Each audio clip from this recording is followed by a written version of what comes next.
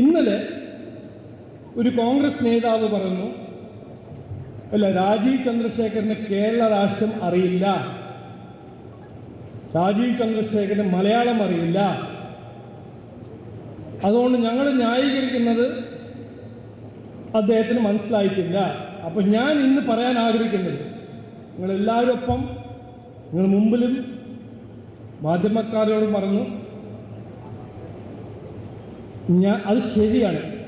ഞാൻ ഈ 10-60 കൊല്ലം ജനങ്ങളെ വഞ്ചിച്ച് അഴിമതിയും പീഡന രാഷ്ട്രീയം എനിക്ക് അറിയില്ല.